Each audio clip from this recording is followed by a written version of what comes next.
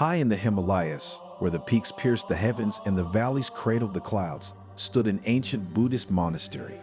The structure, carved from the very mountains it resided upon, had withstood the test of time, bearing witness to centuries of prayers and perseverance. Within the thick stone walls and beneath intricately painted ceilings lived monks of all ages, each on their unique journey towards enlightenment. Among them was Banzan, a young monk with skin bronzed by the mountain sun and eyes that sparkled with relentless curiosity. Unlike most monks who found solace in silence, Banzan was known for his love of conversation. He had an insatiable appetite for knowledge, often delving into deep philosophical discussions with his elders or eagerly questioning his peers. However, this fervent enthusiasm was not always well received. The monastery was a place of stillness, of quiet contemplation, and Banzan's incessant chatter often broke that serenity. Many a time, he would be gently reprimanded by elder monks, reminding him of the virtue of silence. Yet, no reprimand could quell Banzan's spirit. He believed that through conversation, through the exchange of ideas, he was drawing closer to the truths he sought so ardently. Little did he know that his journey to understanding would require him to embrace the very silence he often eschewed. Amidst the shadows of the monastery's prayer hall, Master Dorje sat in deep contemplation. His years had etched wisdom onto his face, and his eyes, though aged, held a sharpness that missed no detail. Among the many monks that came and went, one young monk in particular occupied his thoughts, Banzan. Master Dorje saw beyond Banzan's bubbling enthusiasm and recognized a potential that was rare, but alongside that potential was a restless spirit, one that fluttered and darted like a moth near a flame. It was this very nature of Banzan's that concerned the elder monk. One crisp morning, as the first rays of the sun turned the snow-capped peaks into molten gold, Master Dorje called for Banzan. The young monk approached, his face a mix of excitement and apprehension. "Banzan," Master Dorje began, his voice steady and calm. "Your thirst for knowledge is commendable, but true understanding often lies not in speaking, but in listening." Banzan opened his mouth to reply, but Master Dorje raised a hand to stop him. "I present to you a challenge," the elder monk continued. "For the next 30 days, you are to remain silent. Not a word shall pass your lips." Banzan's eyes widened in surprise, but before he could protest, Master Dorje added, "If you succeed, at the end of these 30 days, I promise to teach you a lesson, one that has the power to transform your understanding."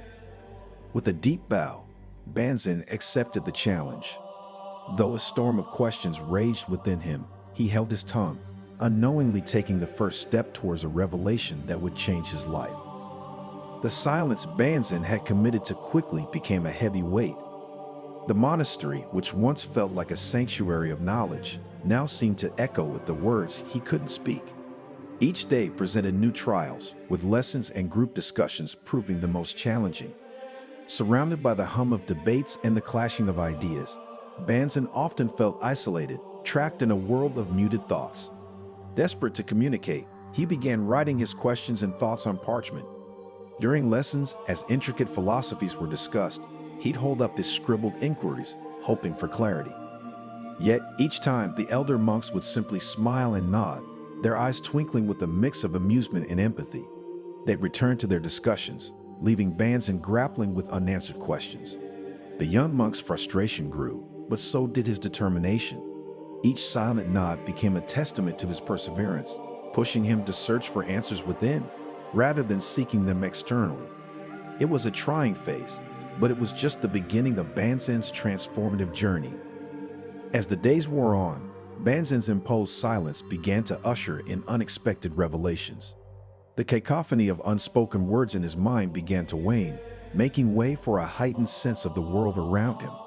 Every aspect of the monastery, every nook and cranny of the Himalayas, began to disclose details Banzan had never noticed before. He would often find himself on the monastery's terrace at dawn, watching the birds trace intricate patterns against the canvas of the sky.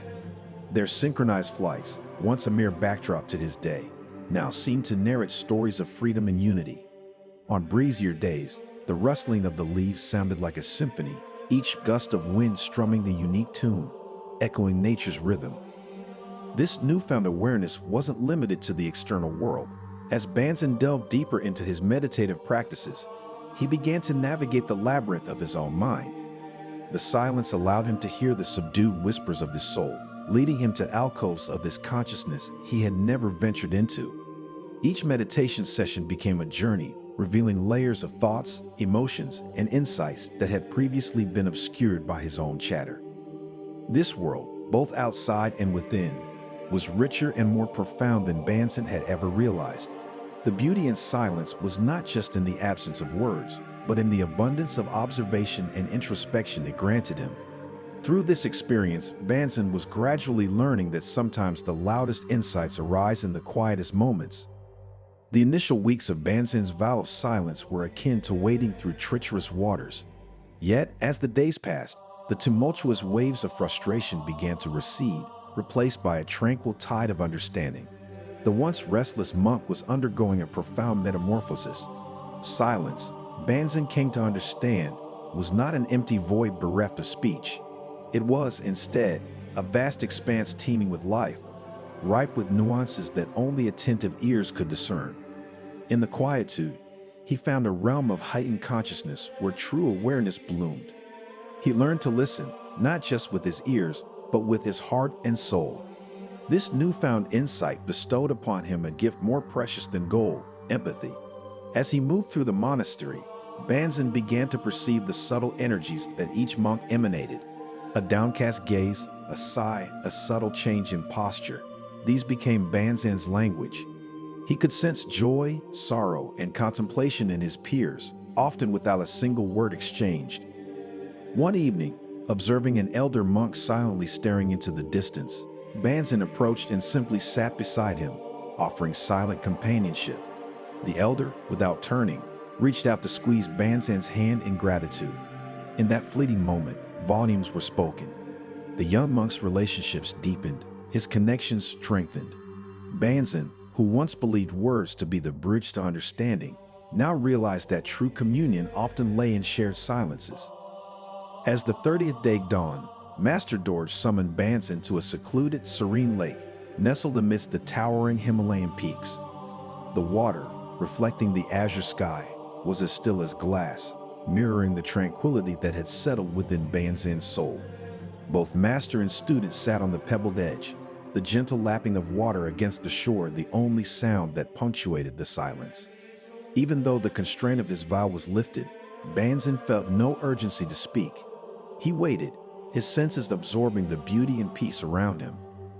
After what felt like an eternity, Master Dorje finally spoke, his voice soft yet firm. Your transformation, Banzan, is evident not in your words, but in your newfound silence. Banzan turned to his master, gratitude shining in his eyes. The silence, he began hesitantly. Searching for the right words, it became a teacher. I once thought knowledge was solely in speech, in the answers given to my countless questions. But in silence, I learned the power of true listening, not just to others but to my own soul.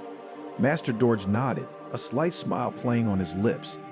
To speak is to share knowledge, but to listen, truly listen, is to gain wisdom. Silence allowed you to hear the whispers of the world and the echoes of your own heart. As the sun began its descent, casting a golden hue over the lake, Banzan realized that the most profound lessons often came from the most unexpected teachers. In his quest for knowledge, silence had bestowed upon him the wisdom of a lifetime.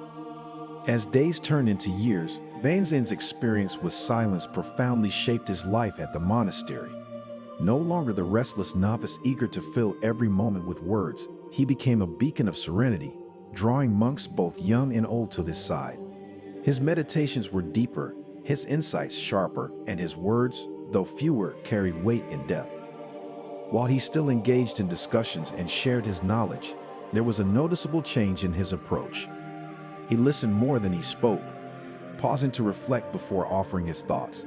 This transformation was not lost on his peers, and Banzan soon became a respected figure, his wisdom sought by many.